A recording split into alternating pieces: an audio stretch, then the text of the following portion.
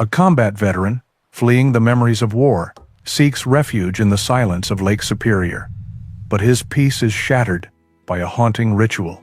Every afternoon, an old German shepherd walks alone to the end of a decaying pier, sits still as a statue, and stares intently at a single spot on the water. She is not waiting, she is guarding. What tragic secret is buried beneath the waves, and how can the endless loyalty of one dog become the salvation for a lost soldier? Support us by subscribing to our channel. The silence by Lake Superior was a physical thing. It was not the gentle quiet of a sleeping town, but a vast, crushing emptiness that pressed in from all sides. It seeped through the thick log walls of the cabin, settled over the choppy, steel-gray water, and clung to the dense, dark pines that crowded the shoreline. This was the silence David had sought, a silence so profound he hoped it could deafen the echoes of the war. For a man who had spent 2 decades as a combat medic, surrounded by the constant symphony of chaos, the quiet was supposed to be a cure. But after 6 months, he was beginning to understand that some noises were not made to be heard with the ears. David, at 48, wore the landscape of his past on his face.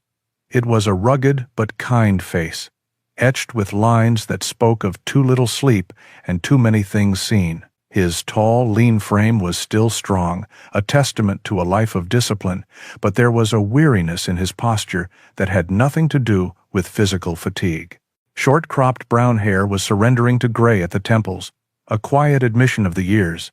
His daily uniform never changed. Faded blue denim jeans, sturdy work boots, and a gray t-shirt covered by an unbuttoned plaid shirt of navy blue, gray, and light beige. He was a ghost in his own life, haunting the edges of a world he no longer felt a part of. His days were governed by a rigid, self-imposed routine, a desperate attempt to build a dam against the flood of memories. Dawn was for coffee, black and bitter, sipped on the porch while watching the sun bleed across the immense lake. The morning was for fishing, not for sport, but for sustenance. He would cast his line from the rocky shore, his movements mechanical, his mind a million miles away, in the dust and heat of places he tried daily to forget. Afternoons were for chopping wood. The rhythmic thud of the axe against timber was a welcome distraction, a physical exhaustion that sometimes, if he was lucky, granted him a few hours of dreamless sleep. He spoke to no one. The nearest town was a 30-minute drive, and he only made the trip when his supplies of coffee, flour, and fuel ran dangerously low. He would nod curtly at the cashier at the general store, a woman with kind eyes and a welcoming smile. He could never bring himself to return, pay in cash, and retreat back to his fortress of solitude.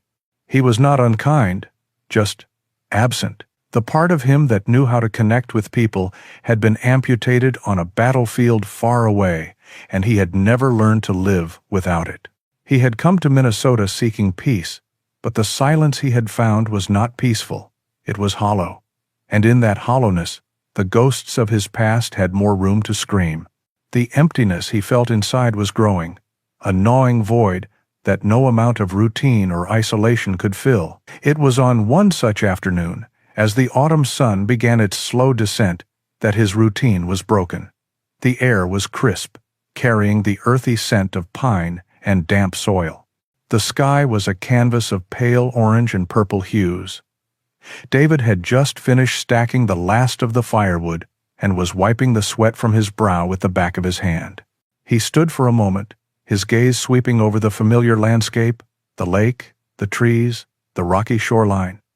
And then he saw it. At the edge of his property stood the skeletal remains of an old wooden pier, its timbers warped and silvered by years of sun and ice. It was a structure he had paid little mind to, another piece of the decaying scenery. But now it had a visitor.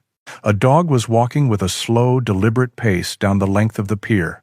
It was a German shepherd, its thick coat a mixture of salt and pepper gray, with patches of white around its muzzle and paws, betraying its advanced age. The animal moved with a solemn grace, its head held high, its gait steady despite the uneven planks. It reached the very end of the pier, the part that jutted out over the deep, cold water, and sat down. David froze, his hand still halfway to his forehead. He watched, intrigued. The dog did not sniff the air, did not look around, did not seem to be waiting for a command. It simply sat, its body perfectly still, its gaze fixed on a single, indiscernible point on the water's surface. The wind ruffled its fur, but the dog remained unmoved, a stoic sentinel, guarding a secret the lake held deep within its belly. There was a profound stillness to the scene, a quiet dignity that resonated with the soldier still buried deep inside David. It was not the anxious waiting of a pet expecting its owner, but something else entirely. It was a vigil. The dog sat there, motionless as a statue, as the sun dipped below the horizon and the colors of the sky deepened into a bruised purple. David did not move a muscle. He felt like an intruder on a private, sacred ritual. For the first time in a very long time, the crushing silence of the lake was filled with a question, and the sight of the lone, graying dog on the dilapidated pier was the only thing that felt real in a world that had become a blur of ghosts and memories. The next day, David found himself watching the clock. It was an unfamiliar feeling. His routine was built on the slow, deliberate passage of tasks, not the anxious ticking of minutes. Yet, as the afternoon wore on, he abandoned his woodpile earlier than usual, his axe left resting in a half-split log. He settled onto his porch, a mug of black coffee growing cold in his hands, his eyes fixed on the path leading to the pier. He told himself it was simple curiosity, a passing interest in a stray animal's odd habit, but a deeper, unacknowledged part of him needed to know if she would return. And she did.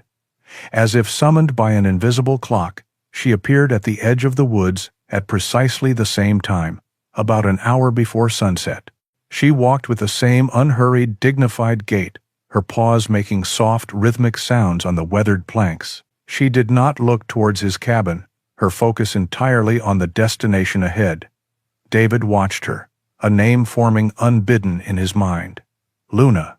It seemed to fit her quiet, solemn presence, a creature governed by the fading light, just as the moon is. Over the next week, Luna's visit became a certainty in David's uncertain world. Every afternoon, she would arrive. Every afternoon, she would sit. Every afternoon, she would watch the water until dusk claimed the last of the light, and then she would depart as silently as she came. The randomness of the first sighting had been replaced by the stark discipline of a ritual. This was no accident. This was a duty. And as a man who had lived his life by codes and commands, David felt a growing, grudging respect. His training as a medic had honed his powers of observation, teaching him to see the stories told by a body when the mouth could not speak. He began to study Luna with that same clinical intensity. He noted her physical condition. She was old, but not frail. Her graying coat was thick and well kept, suggesting she had a home. Her posture on the pier was remarkable, a perfect picture of discipline. Her back was straight, her head was up, her body braced against the increasingly cold winds that swept across Lake Superior. She never shivered, never flinched. She was a soldier on her post, unyielding and steadfast. But it was her eyes that held him captive. From his porch, he could not see their color, but he could feel their intensity. His gaze was not a general scan of the lake. His medic's eye, trained to follow a patient's line of sight to find the source of their trauma, recognized the specific focus. She was looking at one particular spot, an area of empty water, no different from any other. Yet to her, it was the center of the universe. She stared at it with an unwavering concentration that was both heartbreaking and profound. And then there was the departure. As the last sliver of sun vanished, her entire demeanor would shift. The rigid, watchful posture would soften. Her shoulders would seem to slump, just slightly. She would rise slowly, stretch her old limbs, and before turning to leave, she would let out a low, almost inaudible sound. It was not a whine, not a bark, but a soft, mournful sigh that the wind carried to him, across the water. To David, It was a sound he knew all too well. It was the sound of grief, a quiet acknowledgement of a loss so deep it had become a part of her very being. Luna's ritual began to reshape his own. His afternoons were no longer for mindless labor, but for observation. He became a silent partner in her vigil, a spectator to her unwavering loyalty. The gnawing emptiness inside him began to recede, replaced by a consuming curiosity. Who was she? What was she waiting for? What secret did that single patch of cold, dark water hold? This mission, this need to understand, became an unexpected anchor. It pulled his focus outward, away from the screaming ghosts of the Hindu Kush and the dusty roads of Fallujah. For a few hours each day, he was not a broken man, hiding from his past. He was an intelligence officer on a reconnaissance mission, gathering data, analyzing behavior, trying to decode the silent messages of this lonely guardian. Luna's quiet devotion to her post had given him one of his own, and as he watched her disappear into the twilight for the 7th consecutive evening, he knew he was no longer just a spectator. He was somehow a part of her story, and he would not rest until he understood it. 3 weeks passed. The vibrant greens of summer had surrendered to the fiery oranges and deep reds of a Minnesota autumn. The air grew colder, carrying a sharper bite that hinted at the long winter ahead. Luna's daily vigil continued, unwavering. She had become as much a part of David's landscape as the pine trees and the slate-gray water. But observation from a distance was no longer enough. The mystery of her ritual had taken root in his mind, and he knew he had to get closer. He had to see what she saw, to stand where she stood. One afternoon, he waited. He sat on his porch, watching her arrive, perform her solemn duty, and then, with that familiar, heartbreaking sigh, retreat into the darkening woods. The moment she was gone, David stood up. He felt a strange mix of guilt and determination, like he was about to cross a line, to intrude upon a sacred space. He pulled his worn leather jacket on, the familiar weight a small comfort against the growing chill, and walked towards the pier. The wooden planks groaned under his boots, a stark contrast to Luna's silent tread. The pier was even more dilapidated up close. Some boards were missing, leaving dark, gaping holes that revealed the churning water below. The wood was slick with moss and age. He walked carefully to the very end, to the exact spot where Luna held her watch. He turned and faced the lake. The view was immense, a vast expanse of dark water meeting an even darker sky. There was nothing. No buoy, no landmark, no sign of anything unusual. He crouched down, his eyes scanning the surface, trying to find the one spot that held Luna's unwavering attention. But it was just water, empty, cold, and indifferent. Disappointment settled in his chest. He did not know what he had expected, a sign, a clue, something to explain the dog's profound devotion. As he stood to leave, he placed a hand on one of the thick, weathered support pillars to steady himself. His fingers brushed against something rough, a series of grooves that felt unnatural against the water-smoothed grain of the wood. He leaned in closer. The light was fading fast, but it was just enough.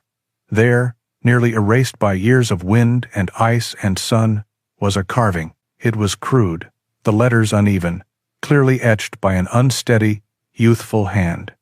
3 letters. Leo. The name hit him with the force of a physical blow. Leo. It was not just a random carving.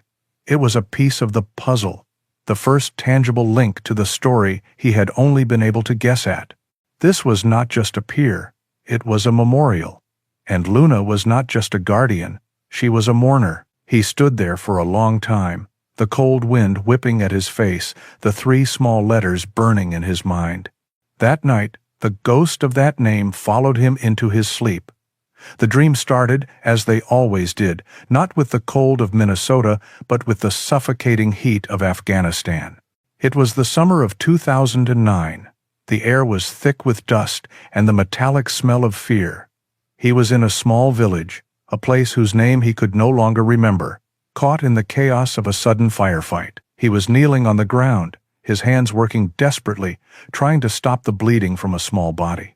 It was a boy, no older than 10, with wide, dark eyes that were filled with a terrifying mix of pain and confusion. The boy had been playing near the market when the shooting started. He was not a soldier. He was just a child in the wrong place, at the wrong time. David could hear the shouting of his comrades, the crack of rifles, but it all faded into a dull roar. His entire world had shrunk to the small, fading life beneath his hands. He packed the wound, applied pressure, did everything his 2 decades of training had taught him, but it was not enough. He could feel the life slipping away, a fragile warmth seeping into the dry, thirsty earth. The boy's eyes looked into his, a silent question in them that David would never be able to answer. And then they were empty. He woke with a guttural gasp, his body drenched in a cold sweat. His heart hammered against his ribs, a frantic drumbeat of terror. The cabin was pitch black, and for a terrifying moment he was back there, in the dust, the smell of cordite in his nostrils, the weight of a life he could not save on his soul. Panic clawed at his throat, a suffocating, formless dread. He thrashed in his sheets, his mind a whirlwind of fragmented images and echoing sounds. Desperate for an anchor, he stumbled out of bed and to the window, his breath coming in ragged bursts. He looked out at the lake. The moon was high and bright, its light a pale, silver wash over the landscape. And there was the silent, empty pier. In the midst of his inner storm, the image of Luna flooded his mind. He saw her as clear as if she were there, sitting at her post, her body a testament to unwavering loyalty, her vigil for Leo. It was a loyalty so pure, so absolute, it cut through his panic. Her grief had a name. Her vigil had a purpose. It was a single, solid point in a chaotic universe. He gripped the window frame, his knuckles white, and focused on that image. The pier, the dog, the name. It was real. This place was real. He was here, in Minnesota, in the year 2025, not in Afghanistan, in 2009. Luna's devotion to her memory became a lifeline for his own fractured mind, pulling him back from the edge of the abyss. He was still a man haunted by ghosts, but for the first time, he felt he was not the only one. November arrived with a vengeance. The gentle melancholy of autumn was scoured away by a fierce, biting wind that roared across the vastness of Lake Superior, carrying the promise of the coming winter. The last of the stubborn leaves were ripped from the trees, and the sky turned a permanent shade of bruised gray. The temperature plummeted. David, accustomed to harsh conditions, simply added another layer of clothing, pulling on his old worn leather jacket over his plaid shirt. But his thoughts were not on his own comfort. Each afternoon, as he watched Luna make her pilgrimage to the pier, a new and unfamiliar feeling began to stir within him. It was a strange echo of the professional concern he had once felt for the soldiers in his care. He watched her graying fur get whipped by the relentless wind, saw her brace her old body against the icy gusts, and felt a pang of something he could only describe as empathy. She was a soldier, just like him, holding a lonely post, and a soldier deserved some comfort.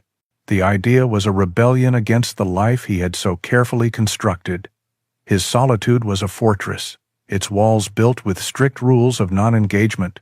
To interact, even with an animal, felt like a betrayal of his exile. For days, he wrestled with the impulse. It was foolish. She was a dog, likely with a warm home to return to. She did not need his help, but the image of her, so steadfast and alone in the face of the growing cold, chipped away at his resolve. He knew what it was to be loyal to a ghost. He knew the cost of standing a lonely watch. Finally, he surrendered. One afternoon, about 2 hours before Luna's expected arrival, David went inside his cabin and took a thick-cut piece of beef from his small refrigerator. It was part of his own rations, food he carefully budgeted for his infrequent trips to town. He seasoned it lightly and placed it in a hot, cast-iron skillet. The sizzle and aroma of the cooking meat filled the small cabin, a smell of simple, domestic comfort that felt alien in his sterile environment. He cooked it until it was just right, not too rare, not too tough, and placed the warm slab of meat on a tin plate. His heart beat a little faster as he pulled on his jacket and stepped outside. This was it, the first bridge he had attempted to build to another living creature in years. He walked to the head of the pier, the place where the weathered planks met the rocky shore. He did not go any further, not wanting to encroach on her sacred space at the end. He placed the tin plate on the ground, right in the center of the path she always took. The wind immediately tried to steal the warmth from the offering. He looked at it for a moment, then turned without a second glance and walked back to his cabin, retreating to the relative safety of his porch. He sat in his usual chair, a silent observer. The wait felt longer than usual. Then, right on schedule, she emerged from the trees. She stopped short, her head raised, her nose twitching. She had smelled it. Her approach was different this time. The usual steady, purposeful walk was replaced by a slow, cautious advance.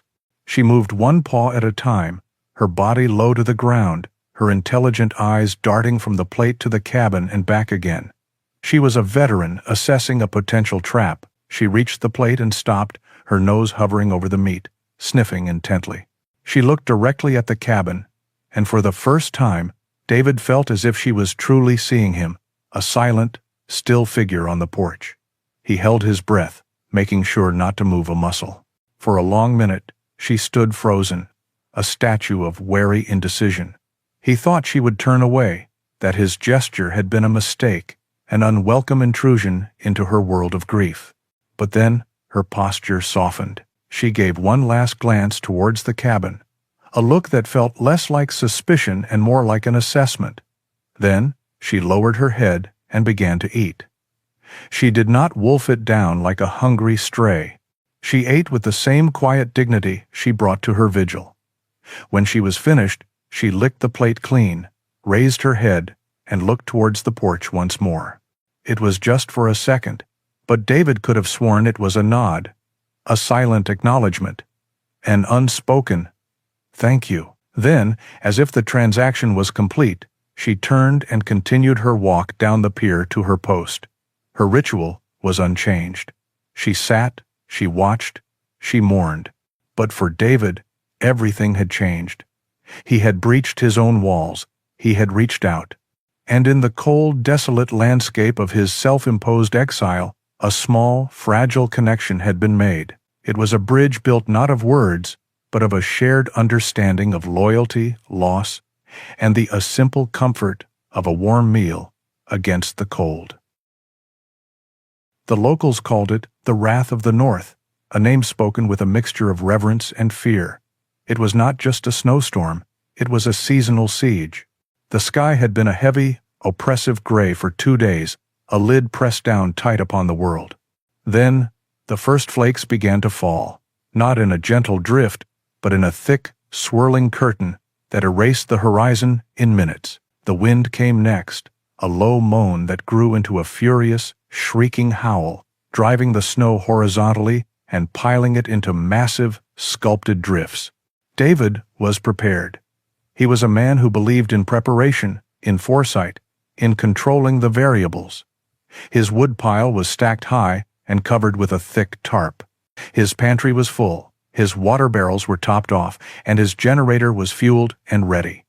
He had weathered worse than this in the mountains of Afghanistan. A Minnesota blizzard was a formidable opponent, but one he knew he could outlast. He spent the morning securing his cabin, checking the seals on the windows, and bringing in a final load of firewood. The storm raged outside, a wild white chaos, but inside, the air was still and warm, filled with the crackle of the wood stove and the scent of brewing coffee. He felt a grim sense of satisfaction. He was isolated, yes, but he was safe. He was in control. As the afternoon approached, he settled into his chair by the window, his gaze fixed on the pier, or at least where the pier was supposed to be. It was barely visible, a faint, skeletal outline, against the blinding white. He watched the clock on the mantelpiece. 3 o'clock, ALS. Then 3:30. The time for Luna's arrival came and went. The pier remained empty. At first he told himself it was logical. No sensible creature, human or animal, would be out in this. She was safe, he reasoned, curled up in a warm home somewhere, waiting out the storm. It was a reasonable explanation. He tried to read, but the words on the page were a meaningless jumble. He tried to busy himself with small tasks, cleaning his fishing gear, organizing his small bookshelf, but his attention was a frayed rope constantly snapping back to the window and the empty space where she should be. A cold, creeping unease began to seep into the warmth of the cabin. It was a feeling that had nothing to do with the storm outside. This was an internal chill, a familiar dread he had not felt with such intensity since the first weeks of his arrival. The silence, which he had once considered a shield, was turning against him. Without the anchor of his afternoon ritual, the quiet was no longer empty. It was filling up with the old noises, the echoes of shouts, the phantom whine of incoming mortars, the ghosts of men he could not save. He pushed himself up from his chair and began to pace the small cabin, his boots thudding a restless rhythm on the wooden floor. He had not realized it until this moment, not truly. He had thought his rigid routine of fishing and chopping wood was his anchor. He was wrong. His anchor was a graying German shepherd with sad eyes and an unbreakable sense of duty. Her daily vigil had become the one fixed point in his spinning world. It was a quiet, predictable act of devotion that had, without his knowledge or consent, become the foundation of his own fragile peace. It was proof that loyalty still existed, that memory could be honored with quiet dignity, that grief did not always have to be a destructive force. And now, she was gone. Her absence had not just broken his routine, it had shattered the illusion of his control. The dam he had so carefully constructed against his memories was cracking. The structure of his day had collapsed, and into the void rushed the chaos he had come here to escape. The wind howled outside, and the ghosts inside him howled back. He was adrift, a ship without a rudder in the middle of a hurricane, both external and internal. The well-ordered solitude of his cabin had become a cage, trapping him with the very demons he sought to outrun. The wrath of the North was not just outside his window. It was inside his head, and it was threatening to tear him apart. The breaking point was not a shout, but a whisper. It was the voice of the boy from Afghanistan, the one with the dark, questioning eyes, his face superimposed over the swirling white chaos outside the window. The cabin, once a sanctuary, now felt like a tomb. David stood frozen in the center of the room, the howling wind, a perfect mirror of the storm inside him. He could stay here. He could let the storm, both inside and out, consume him, or he could move. The choice was an act of rebellion, an act of defiance against the ghosts and the grief that held him prisoner. He was a medic. His purpose, for 20 years, had been to move toward the chaos, not to hide from it. In that moment, Luna was not just a dog. She was a patient, a soldier left behind, and he was not going to let another one go. Action replaced panic. The medic took over. He moved with a speed and efficiency he had not felt in years. He stripped off his comfortable plaid shirt and pulled on thermal layers, followed by a thick wool sweater. He pulled on insulated, waterproof pants and his heavy-duty winter boots. He grabbed his worn leather jacket, zipping it up to his chin. He stuffed a high-powered flashlight into one pocket and a compass into the other. From his small first aid kit, he took a thermal blanket and a few protein bars. He was not just going for a walk, he was going on a mission. He paused at his hand on the cold iron latch. He knew what he was about to face, but the alternative, staying inside with the ghosts, was far more terrifying. He took a deep, steadying breath and opened the door. The force of the storm was a physical assault. The wind hit him like a solid wall, stealing the air from his lungs. The snow was not falling but flying, a horizontal blizzard of tiny, icy needles that stung any exposed skin. Visibility was almost zero. The world beyond his porch was a roaring, featureless vortex of white. For a moment, doubt threatened to overwhelm him. This was madness. But then, he focused. He did not need to see. He needed to navigate. For weeks, he had watched Luna emerge from the same section of woods.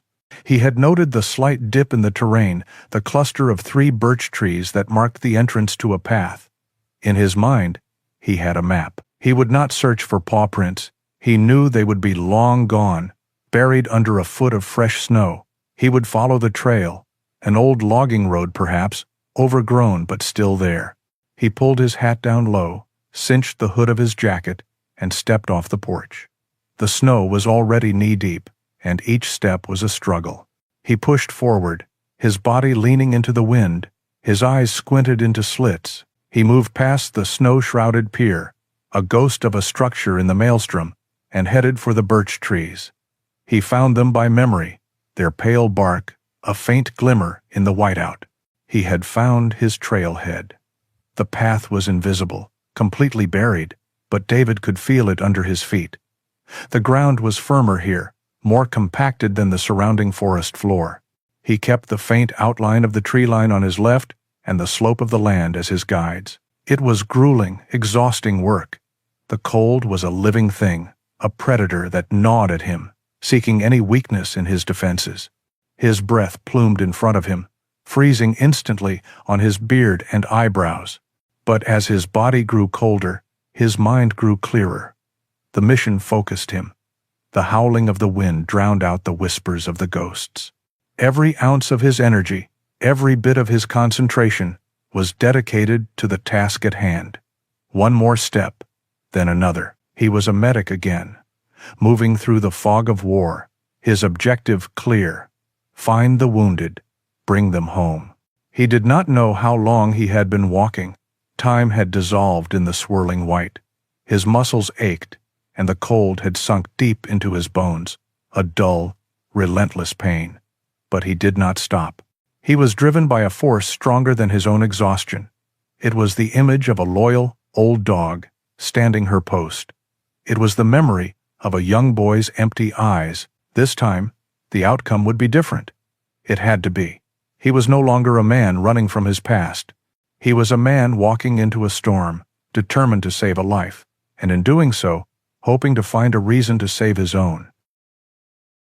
Exhaustion was a physical weight, pressing down on David's shoulders, dragging at his feet. The storm was a relentless enemy, its howling an endless barrage that frayed the nerves. He had been walking for what felt like an eternity, his world reduced to the next agonizing step through the knee-deep snow. Just as a sliver of despair began to pierce his resolve, he saw it, a dark shape against the suffocating white. It was not a tree. It was too uniform, too square. It was a chimney. A surge of adrenaline, cold and sharp, cut through his fatigue. He pushed forward with renewed purpose, his legs screaming in protest. The chimney grew into the roofline of a small cabin, almost completely swallowed by a massive snowdrift that reached halfway up its walls. This was it, the end of the trail. The front door was a lost cause, blocked by a mountain of snow. He circled the small structure, his body shielding his face from the stinging ice particles, until he found a window. He brushed the snow away with his gloved hands and peered through the frosted glass. The inside was dark, but not completely. A faint, deathly orange glow pulsed from a stone fireplace, casting long, dancing shadows. He took out his flashlight, the powerful beam cutting a clean circle through the gloom. He swept it across the room. Empty chair, small table, braided rug. Then the beam found the fireplace. And it found them. Sprawled on the floor before the hearth was the small, still form of a woman. She was lying on her side, a plaid blanket half tangled around her legs. A halo of stark white hair fanned out around her head on the dark wood of the floor. Lying beside her, a loyal gray shadow pressed against her back, was Luna. The dog's head was up, and as the light hit her, a low, weak growl, more a vibration than a sound, rumbled in her chest. She was shivering violently, her old body trembling with cold and exhaustion, but she did not move from her post. The medic in David took complete control. He found a snow shovel leaning against the wall and began to dig frantically at the front door, his movements fueled by a desperate urgency. When he had cleared enough space, he put his shoulder to the heavy wooden door and forced it open with a groan of protest. The cold inside the cabin was almost as intense as it was outside. The fire was nothing more than a few dying embers, giving off no heat, only a final, fading light. "Easy, girl," David said, his voice low and calm as he entered, keeping his movements slow and non-threatening. "I'm here to help. I'm a friend." Luna watched his every move, her ears flat against her head, but the growling stopped. She seemed to understand. He went straight to the hearth. A small pile of kindling and a few logs were in a wicker basket nearby. With practiced efficiency, he added small slivers of wood to the embers, gently blowing on them, coaxing them back to life. It was a race against time. Once a small, steady flame was established, he turned his full attention to the woman. He knelt beside her, his flashlight held in his teeth as his hands went to work. He gently touched her neck, his fingers searching for a pulse. It was there, thready and weak, but it was there. Her skin was ice cold to the touch, and her lips had a bluish tinge, classic signs of severe hypothermia. He noticed a dark bruise high on her temple, partially hidden by her hair. She must have fallen. "Okay, ma'am," he whispered, as much to himself as to her. "Let's get you warm." He knew better than to move her too much or try to warm her too quickly. That could send cold blood rushing to her heart. A fatal shock. He retrieved the thermal blanket from his jacket pocket and gently unfolded it over her, tucking it in carefully around her sides. He then took the plaid blanket from her legs and added it as a second layer. He turned to Luna. The dog had not moved, but her shivering had subsided slightly in the growing warmth from the fire. "You too, soldier," he said softly. He gently stroked her head. Luna leaned into his touch for a fraction of a second, a silent surrender. The fire was catching now, flames licking at the larger logs, pushing back the oppressive cold. The orange light filled the small room, a beacon of hope in the heart of the storm. David sat back on his heels, his work done for the moment. He was trapped, miles from his own shelter, in a stranger's cabin with 2 lives depending on him. The storm raged on, its voice a furious roar against the log walls, but for the first time in a long time, David was not alone with his ghosts. He had a new mission, and as he looked at the still form of the old woman and the loyal dog who refused to leave her side, he felt a flicker of something he had thought long dead, a purpose. Time became a loop, measured only by the feeding of the fire. Outside, the blizzard howled, an unrelenting beast trying to claw its way inside. Inside, David maintained his own vigil. He sat in a simple wooden chair he had pulled close to the hearth, watching, listening. Luna lay faithfully by the woman's side, her head resting on her paws, but her old, intelligent eyes were fixed on David, a silent, watchful presence. The hours bled into one another, marked only by the growing light of the fire and the slow, steady rhythm of the woman's breathing. It was deeper now, less shallow. That was a good sign. It was sometime in the deep, dark heart of the night that she stirred, a soft moan, a flutter of eyelids. David was instantly on his feet, kneeling beside her again, but keeping a respectful distance. He had placed a canteen of water near the fire to warm, and he now poured a little into a tin cup. Her eyes opened. They were a pale, watery blue, clouded with confusion and fear. Her face was a delicate map of wrinkles, a testament to a long life, and her white hair was a soft, messy cloud against the dark blanket. She tried to push herself up, her movements weak and uncoordinated. "Easy now," David said, his voice a low rumble, careful not to startle her. "You took a bad fall. Just lie still. It's out." He was still. Her eyes darted around the room, taking in the roaring fire, her loyal dog, and finally, the stranger kneeling beside her. Fear gave way to a question. Her lips parted, and a voice, thin and raspy like dry leaves, skittering on pavement, emerged. Who are you?" My name is David. I'm your neighbor. Sort of. He paused, searching for the right words. How could he explain the unexplainable? I was worried about your dog, and File, and Ease. Her gaze softened as she looked at Luna, a flicker of love and gratitude in her pale eyes. Then she looked back at David, the question deepening. The storm? You came out in this? For a dog? This was it, the moment of truth. David had not had a real conversation in 6 months. The words felt foreign in his mouth. Not just for her, he said, his voice barely above a whisper. He looked from the woman to the dog and then into the dancing flames. I see her every day, on the old pier. She just sits there and watches the water. Every single day, like clockwork. I had to know why, and when she did not show up today, I had to know she was safe. He did not expect the reaction.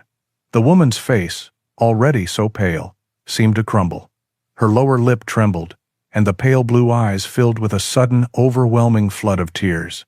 A sob, raw and ragged, escaped her throat. It was a sound of grief so profound it seemed to shake her entire small frame. Luna, sensing her distress, nudged her hand with her wet nose, whining softly. David felt a surge of panic. Had he said the wrong thing? Had he caused her more pain? He was a medic, trained to fix bodies, not broken hearts. I'm sorry, he stammered. I did not mean to upset you. She shook her head, tears tracing silver paths through the wrinkles on her cheeks. No, she rasped, her voice choked with emotion. No, it's not you, dear. You saw her. You understood. She took a shuddering breath, trying to compose herself. My name is Mary. She was quiet for a long moment, gathering her strength. When she spoke again, her voice was still fragile, but it carried the weight of a story that needed to be told. That pier, she began, her eyes looking past David, into a memory. That was his favorite spot. My grandson's. His name was Leo. The name, the 3 letters carved into the wood, it all clicked into place, a painful, perfect fit. He was 10 years old, Mary continued, her voice breaking. It was 2 years ago, the summer of 2023, a beautiful, sunny afternoon. He loved that old pier. Loved to fish from it, loved to skip stones. He had a small boat, a little rowboat. He was so proud of it. She closed her eyes, as if replaying the scene. He was out on the water, not far from the pier. Luna was with him, sitting right at the end, watching him, just like she always did. I was on the porch. I saw it all. His classed.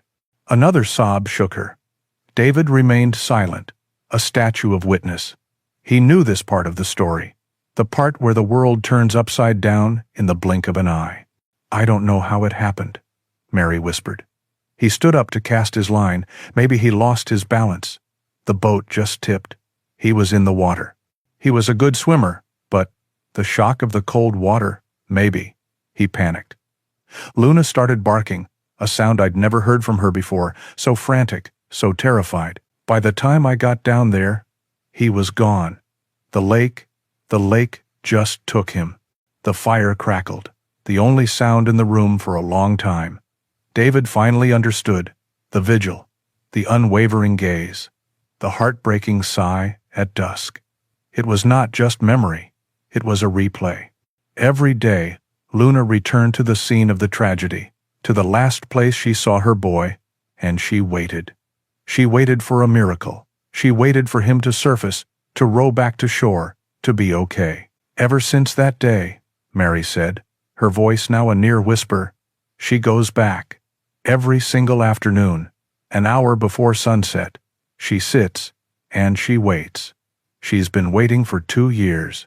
The mystery was solved, replaced by a tragedy so vast it filled the small cabin, pressing in on David with more force than the storm outside. He looked at the old dog, her graying fur illuminated by the firelight. She was not just a guardian. She was the sole keeper of a terrible memory, a living monument to a love that refused to let go. And in her unwavering loyalty, David saw a reflection of his own haunted heart. The storm broke as suddenly as it had begun. After 2 days of relentless howling, and profound silence descended. So complete, it was almost disorienting. David woke from a light, fitful sleep in the armchair to a world transformed. He went to the window and looked out. The sky was a brilliant, cloudless blue, and the morning sun cast a dazzling, almost painful light on a landscape buried under a thick, pristine blanket of white. The wrath of the north had passed, leaving a world that looked clean, new, and peaceful. Inside the small cabin, a different kind of peace had settled. Mary was awake, propped up against a few pillows David had found in a nearby chest. The color had returned to her cheeks, and the confusion in her pale blue eyes had been replaced by a quiet clarity. Luna lay at the foot of her makeshift bed, her tail giving a weak thump-thump-thump against the wooden floor whenever Mary spoke. They had survived the storm together. In the long hours of being trapped, a silent friendship had been forged. It was not built on shared histories or long conversations, but on the simple, essential acts of survival. David kept the fire roaring, melted snow for water, and shared the last of his protein bars with her. Mary, in turn, shared her home, her story, and her grief. They were two solitary souls who had been broken by loss, and in the heart of the blizzard, they had found a shared, unspoken understanding. David found himself clearing a fallen branch that had blocked a shutter, while Mary, her voice still weak, directed him to a loose board on the porch. There was a simple, easy rhythm to their cooperation, a quiet mending of both the small cabin and their fractured spirits. 3 days after the storm, the world began to thaw. The sun had worked its magic, melting the top layer of snow and clearing the path between their cabins. Mary was stronger. The fall had left her bruised and weak, but her resilience was remarkable. She could now walk slowly around the cabin, her hand resting on the back of a chair or the wall for support. That afternoon, as the sun began to dip towards the horizon, casting long blue shadows across the snow, Mary looked towards the door. "It's almost time," she said softly. David knew what she meant. Luna was already getting restless, pacing a small circle near the door, her old eyes looking from Mary to the path outside. The ritual was calling to her. "You shouldn't go alone," David said, his voice gentle but firm. Mary looked at him, a grateful smile touching her lips. "I was hoping you would say that." He helped her into her heavy winter coat, his movements careful and practiced. He offered her his arm, and she took it, her small bird-like hand resting in the crook of his elbow. Together, they stepped out into the crisp, clean air. Luna trotted ahead, her paws leaving the first set of fresh tracks in the snow leading towards the lake. The walk was slow. Each step for Mary was a deliberate effort, but she did not complain. Her gaze was fixed on the pier, now draped in a thick coat of white snow, looking like the ancient skeleton of some great sea creature. The silence was absolute, broken only by the crunch of their boots in the snow and the soft panting of the dog. When they reached the shore, Luna did not hesitate. She walked with her usual solemn grace down the length of the snow-covered pier and took her position at the very end, a gray statue against a backdrop of blue and white. David looked at Mary. Her face was a mixture of sorrow and a strange, peaceful acceptance.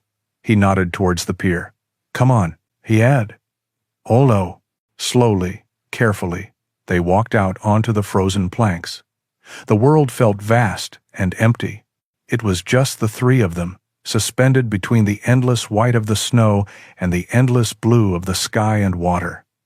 They stopped a few feet behind Luna. She did not turn, but her ears twitched, acknowledging their presence. She continued her watch, her body rigid, her gaze locked on that one invisible spot on the lake's surface. For a long time, they all stood in silence, three mourners sharing a single, sacred space. The story Mary had told him in the firelight played over in David's mind, and the dog's vigil was no longer a mystery, but a profound act of love. He was overwhelmed by a wave of empathy so powerful it almost brought him to his knees. He understood this loyalty. He understood this pain. Without thinking, he stepped forward, and knelt in the snow beside the old dog. He slowly reached out and placed his hand on her back. He could feel the fine tremor of her shivering, the steady, rhythmic beat of her heart beneath her thick fur. It was not a gesture of ownership or command. It was a simple human touch, an offering of comfort, a silent message that said, "You are not alone in this." Luna flinched for a second, surprised by the contact. Then, she leaned into his touch. She turned her head, her wise, ancient eyes looking directly into his. For a moment, they just looked at each other. A man and a dog, two soldiers who had seen too much. Then, a sound emerged from deep within Luna's chest. It was a low, soft whimper, a sound of such profound, heart-wrenching sadness that it seemed to carry the weight of 2 years of silent sorrow. It was the sound of a grief that had finally, after all this time, been shared. The whimper on the pier was not an ending, but a beginning. It was as if a great, silent pressure had finally been released, leaving a quiet space where something new could grow. Winter slowly loosened its grip on the North Woods, and with the melting of the snow, a new routine began to blossom, replacing the rigid, lonely rituals of the past. David's days were no longer walled off by self-imposed isolation.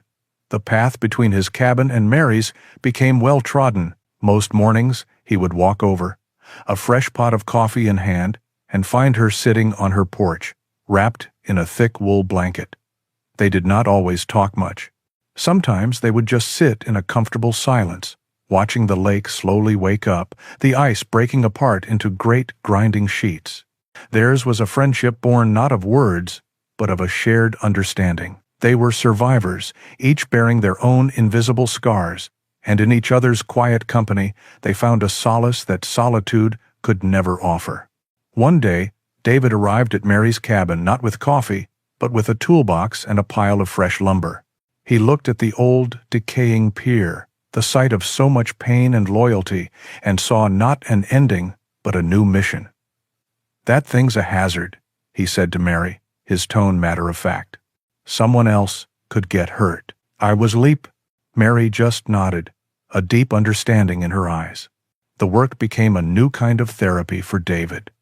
The rhythmic rasp of the saw, the solid thud of the hammer driving nails into fresh pine. These were sounds of creation, of mending. It was hard, physical labor that left his muscles aching but his mind clear. He was not just replacing rotten planks and reinforcing weak pillars. He was rebuilding a place of tragedy into something strong and safe. He was taking the broken pieces of the past and making them whole again. Mary would often watch him from her porch, a quiet supervisor. Sometimes she would bring him a glass of cold water or a sandwich. Luna was always there, lying in a patch of sun, her head on her paws, her old eyes following David's every move. She seemed to understand the importance of his work. He was not erasing the memory of her boy. He was honoring it by making his favorite place safe again. The afternoon ritual changed, too. When it was time, Luna would still rise and make her way towards the lake. But now, she was not alone. David would lay down his tools, and Mary would join him, and the three of them would walk down the newly fortified pier together. The day David finished the last board was bright and clear. The pier was no longer a skeleton.